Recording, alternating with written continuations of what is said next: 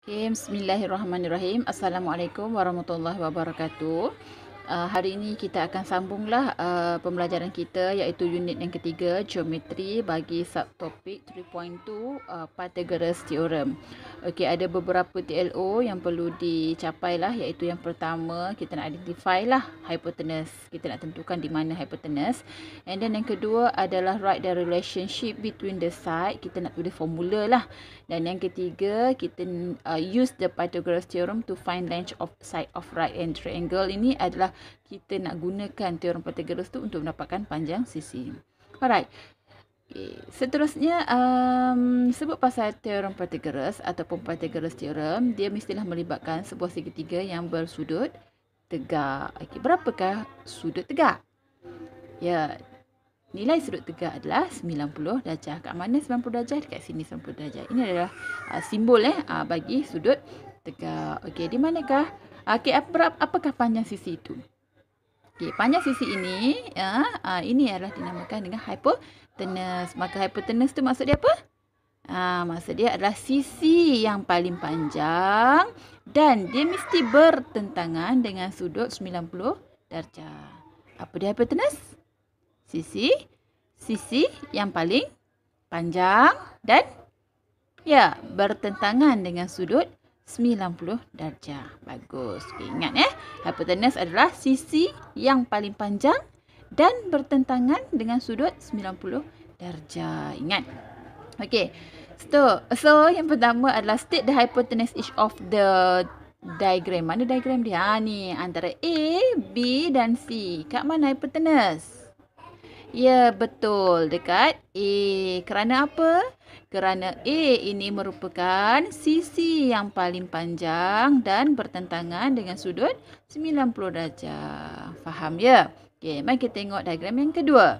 Okey, di manakah hypotenuse? Bagus. Iaitu dari panjang B ke C. Kerana apa? Kerana B ke C ni adalah sisi yang paling panjang dan bertentangan dengan sudut 90 darjah. Okey, dan yang terakhir, okey, PQR di manakah hypotenuse? Bagus. PR ya. Kerana apa? Kerana PR merupakan sisi yang paling panjang dan dia bertentangan dengan sudut 90 darjah. Faham ya?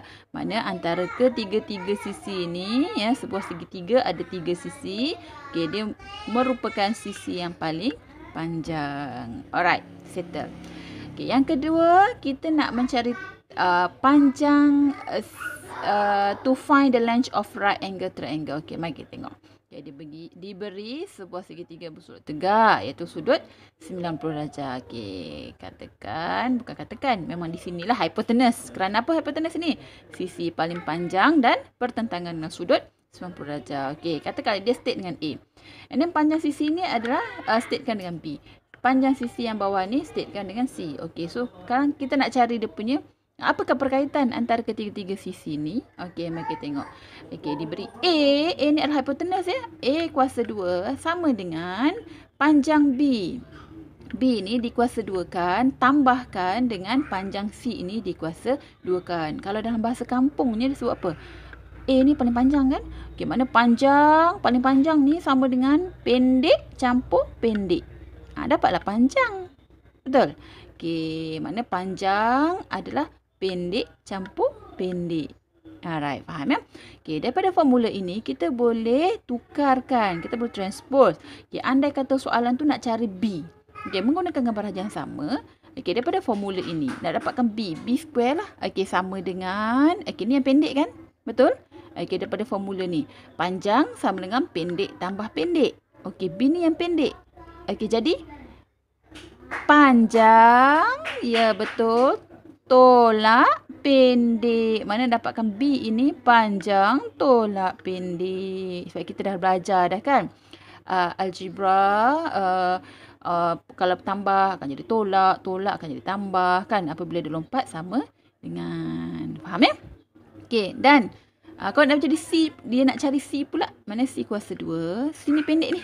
Mana panjang tolak pendek. Panjang adalah A equals to 2. Hypotenuse tolak dengan pendek, sisi yang pendek satu lagi. Boleh faham ya? Alright. So, kita akan guna formula ini dalam pengiraan kita nanti. Alright. So, mari kita tengok. State the relation each of the diagram. Okay, ni dia suruh kita create formula. Okay, mana hypotenuse? Ya, betul. C hypotenuse. Maka formula kita akan jadi C square equal to, okay, panjang sama dengan A square pendek campur lagi pendek satu lagi B kuasa 2. Okey? Boleh faham? Okey, bagaimana dengan diagram ni? Mana hypotenuse? Ya, betul. BC. Maka BC square equal to apa? AB square plus AC square. Okey?